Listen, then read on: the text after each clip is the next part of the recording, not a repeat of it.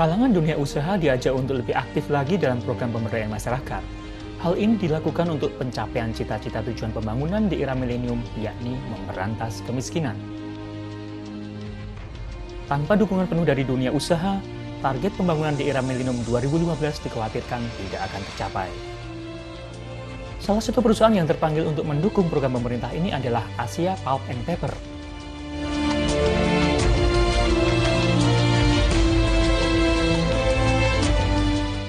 Program pemberdayaan yang dilakukannya adalah pendampingan di bidang pertanian dan peternakan, pemanfaatan strap menjadi berbagai aneka kerajinan tangan yang melibatkan ibu rumah tangga di sekitar perusahaan.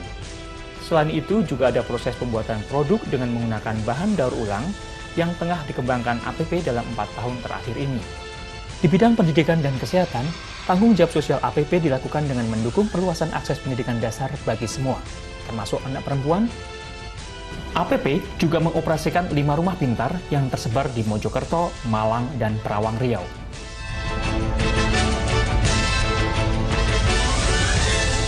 Ya, pemirsa, di dialog akan kami lanjutkan. Kita langsung ke Pak Suhendra. Pak Suhendra, bagaimana sebetulnya APP memandang mengenai pemberdayaan masyarakat? Terima kasih. APP memandang yang disebut dengan pemberdayaan masyarakat adalah sesuatu yang sangat penting. Namun izinkan kami menjelaskan sedikit tentang apa-apa atau prinsip dasar apa yang dijalankan oleh APP dalam menjalankan kegiatan usahanya. Baik. Prinsip yang kami selalu kedepankan dalam beroperasi adalah prinsip keberlanjutan, sustainability. Di dalamnya kami mencakup 3 komponen penting yang kita sebut dengan 3P. Yang pertama adalah profit, planet, dan people. Kenapa kami katakan profit yang pertama? Perusahaan tentunya didirikan dan beroperasi untuk menghasilkan profit. Karena profit ini yang akan menjamin keberlanjutan dari 2P berikutnya, yaitu planet dan people. Terkait dengan planet, ini kembali lagi APP menunjukkan kepeduliannya terhadap lingkungan.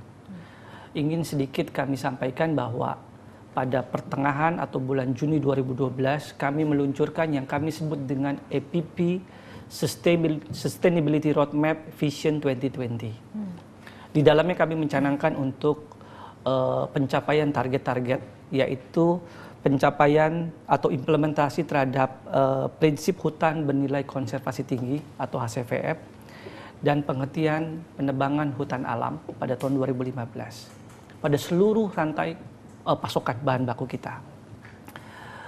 Namun perkembangannya ingin kami sampaikan bahwa pada bulan Februari, tepatnya tanggal 5 2013 yang lalu, kami menyampaikan apa-apa yang sudah kami capai dari roadmap tersebut. Dan ada pencapaian yang kami laksanakan dengan akselerasi atau percepatan, di mana pada tahun 2013 ini sendiri kami sudah melakukan penghentian terhadap penebangan hutan alam pada seluruh rantai pasokan bahan baku kita, termasuk pada areal gambut. Jadi artinya bahwa kami menunjukkan kepedulian terhadap perlindungan hutan alam, ya, dengan melakukan percepatan itu semua. Ya, jadi itu kembali kami menunjukkan kepedulian terhadap lingkungan atau planet yang kita sebut. Dan yang ketiga adalah people.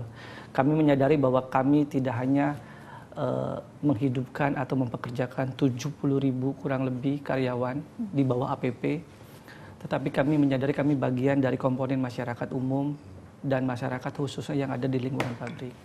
Sehingga apapun yang kami lakukan, pemberdayaan masyarakat, tentunya harus mengedepankan kepentingan-kepentingan masyarakat itu semua. Oke, artinya Pak Suhendra, dengan kemudian konsep yang dimiliki oleh APP, Anda melihatnya pemberdayaan masyarakat ini hanya sebuah keharusan atau seperti apa?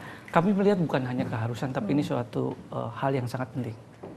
Kami menyadari ke depan perusahaan tentunya dituntut bukan lagi sekedar beroperasi dalam tahap yang standar, tetapi kami juga harus mulai memikirkan bagaimana kami menunjukkan kepedulian terhadap lingkungan.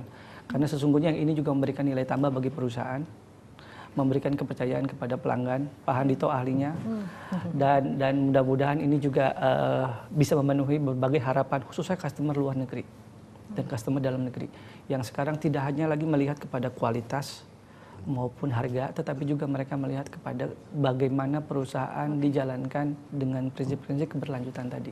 Oke, baik. Mungkin ada pertanyaan. Mungkin ini pertanyaan untuk Bapak Handito. Iya.